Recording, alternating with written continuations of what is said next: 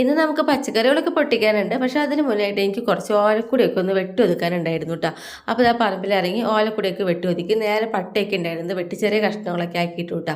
പിന്നെ നമ്മുടെ കുട്ടിപ്പട്ടാളങ്ങളുടെ അമ്മ പേളിക്കുട്ടി എൻ്റെ കൂടെ തന്നെ ഉണ്ടായിരുന്നു. പിന്നെ ഇതാ ഒരു വാഴവള്ളിയൊക്കെ എടുത്ത് ഓലക്കുടി കെട്ടൊക്കെ കെട്ടി ദാർബാനിയിലേക്ക് നേരെ ഞാൻ ഇതാ വീട്ടിലേക്ക് പോവാണ്.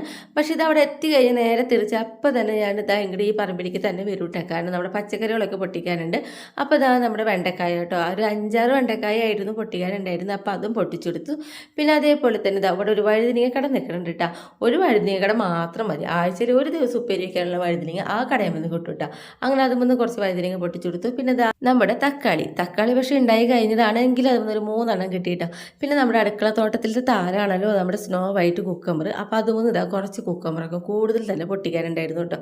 സ്നോ വൈറ്റ് കുക്കമ്പർ കാണാൻ നല്ല ഭംഗിയായിട്ടോ, കണ്ടോ എന്ത് രസമെന്നറിയോ കാണാനായിട്ട്, നമുക്ക് നോക്കിക്കൊണ്ടിരിക്കാൻ തോന്നുന്നുണ്ട്, അത്രയും രസമുള്ള കുക്കമ്പർ കേട്ടോ. പിന്നെ അതേപോലെ തന്നെ കയ്പ്പക്കായി ഈ വട്ടം നമ്മളെ പറ്റിച്ചു കേട്ടോ. ചെറിയ കയ്പ്പക്കായി ആയിരുന്നു. അപ്പോൾ അതൊരു 3 എണ്ണം പൊട്ടിച്ചു.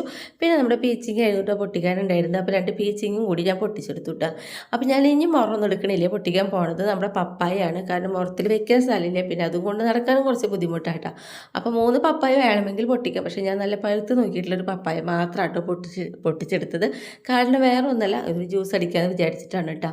അപ്പോൾ ഇതൊക്കെ ഇന്ന് ഇത്രയും പച്ചക്കറി പൊട്ടിച്ചെടുത്തു. കഴിഞ്ഞിട്ടില്ല കേട്ടോ നമ്മുടെ കോവയ്ക്ക പിന്നെ വീട്ടിലുണ്ടെങ്കിൽ കറിക്ക് ക്ഷാമം ഉണ്ടാവില്ല കേട്ടോ. എന്നും ഉണ്ടാവും കോവയ്ക്ക, ദിവസം പൊട്ടിക്കും വേണ്ടി വരും കേട്ടോ. അപ്പോൾ ഇതാ നോക്കിയാൽ ഒരു കുഞ്ഞിരി മുളം നിറച്ച് കോവയ്ക്കും കൂടി പൊട്ടിക്കാനുണ്ടായിരുന്നു കേട്ടോ. അപ്പോൾ ഇതാ പിന്നെ നമ്മുടെ എന്നും ചെയ്യണ പോലെ തന്നെ നമ്മുടെ കുറച്ച് ചീര ഉണ്ടായിരുന്നു, പച്ചച്ചീരയും ചുവപ്പ് ചീരയും ഒക്കെ അരിയാനുണ്ടായിരുന്നു.